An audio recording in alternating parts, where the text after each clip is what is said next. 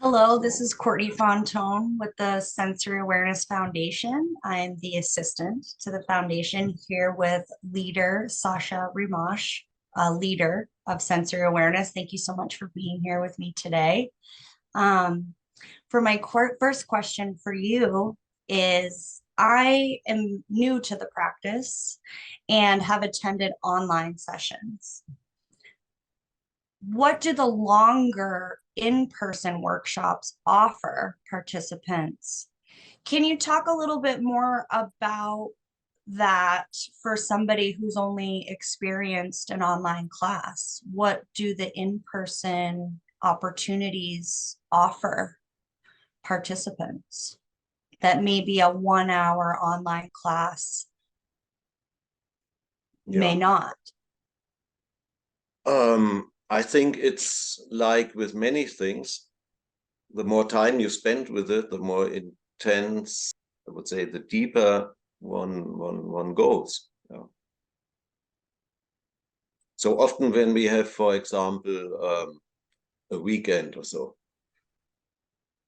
or a week, yeah, and we meet day by day by day by day, and then in the beginning people are in some kind of condition, and that condition usually changes by the time maybe they become more open or more present or more sensitive and so on.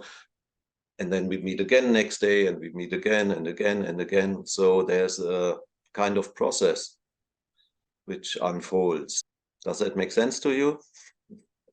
Absolutely. And I feel a personal eagerness to get in person with some of these people just to feel more connected to the other participants that are kind of sharing that time with you.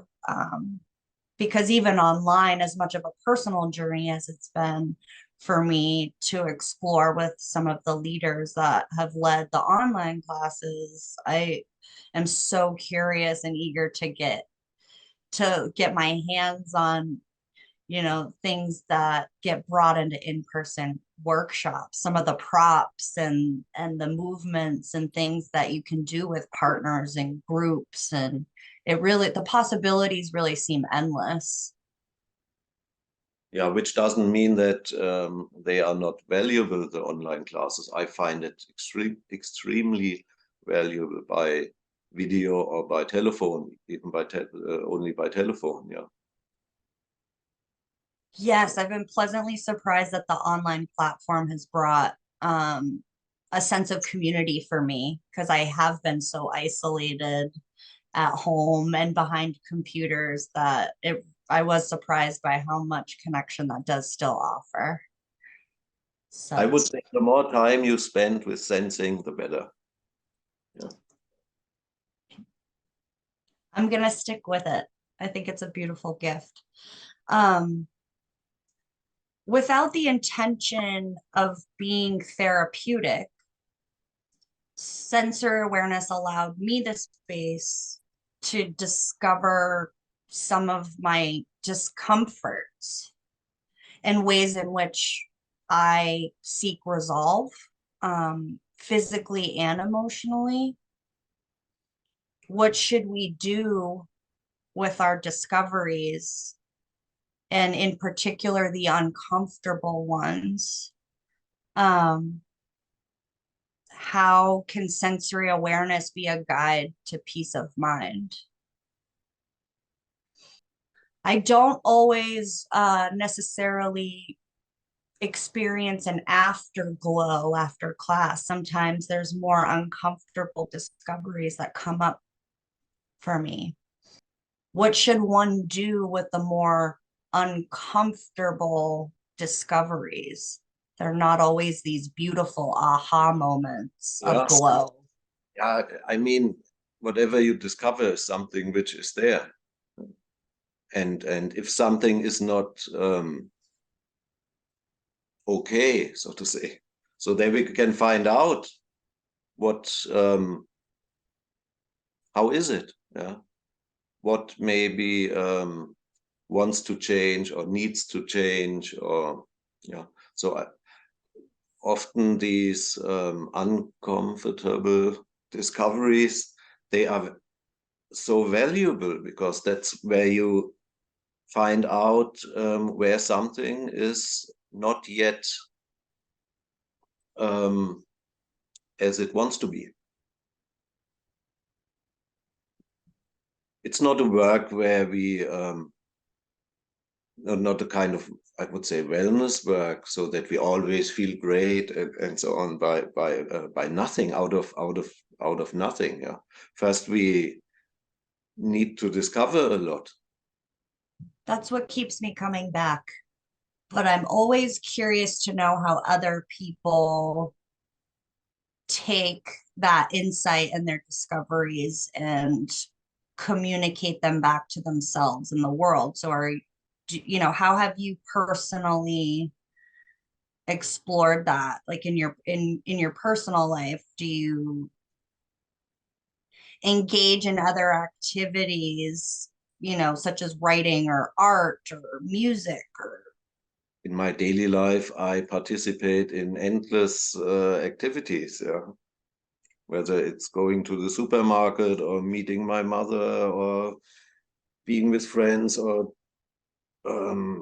whatever, yeah. And I'm influenced by what I'm interested in, and I'm interested in sensory awareness, and that has changed how me. how has it benefited your life?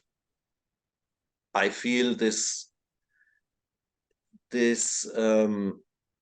work, if you call it work, yeah, it and somehow it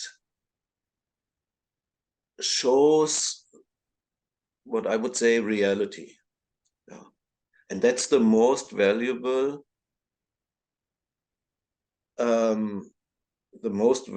something of my life, in my life. This somehow made my life become a real life, this work. I also lived before I met Charlotte, but it was very different, yeah. Very, in a way, superficial and in some way very artificial, yeah. When did you find the practice and get connected with Charlotte? Well, when I was about 20 or so, for the first time in my life, I asked myself, and I looked into the mirror, and then I asked myself, who am I? And what am I doing here? And what is going on here? And these were questions I had never asked myself before, you know. So, and this really made me going to find out, yeah. And I started to read about all kinds of things and to go places and meet people and so on. It had to do with movement, with nutrition, with spiritual things, whatever, yeah. And I felt something is missing. I miss something. I didn't know what I miss. I didn't know whether there is something I can find and so on, yeah. But there was a longing for something. So I went from this discipline to this and this and this, and it was all interesting, but this feeling never left me, that I still miss something. And when I met Charlotte for the first time in my life, this was more or less by chance. I call it by chance now, to make a long story short. So when I met Charlotte, and we met the first time in person, she took my hand. We say we shake hands, yeah, when one meets. Yeah. So she took my hand, and in this moment she asked me, "Can you feel what is under you?" And I was like, and then I realized that's it. That's what I was looking for all these years, everywhere. Yeah, I was here. And then I suddenly felt something carries me. And it was like when you put your fingers into some electricity, something like this, yeah. So she gave me her hand, she asked this question, and I was like, "Oof." And then I realized that's what I was looking for. Yeah, and this has never left me. I don't miss anything anymore. And nobody could give me anything which I do not already have now. So it's very special, yeah. Yeah, it Some sounds like you had this moment where you were it lit you up, it brought light to your search. What a beautiful insight into yourself, you know, to be able to seek that out so early in life. I feel like it takes some people longer to know that something may be missing from their life, even though we are essentially whole. So what is the future of sensory awareness? How can we continue to reach out our hands to the newcomers to kind of shine a light to others as to who may be seeking to fill something that is missing from their lives? often I have the feeling that the future of humanity is sensory awareness, because that's somehow where the direction in which we develop or have to develop, yeah. So, and I mean, we are many people who studied with Charlotte or with students of Charlotte, and usually they are all very beautiful people and very interested, and we just do our best. We can only do what's possible, yeah, what our life offers us. I can't tell you a master plan. I don't know, yeah. I have my life here, and I follow what happens and where does a door open and where does a door close, somehow like this. It's perfect that you used the word humanity because that was what I wanted to ask you as my final question was what is your wish for humanity? And it is to connect as many people as possible to this experience.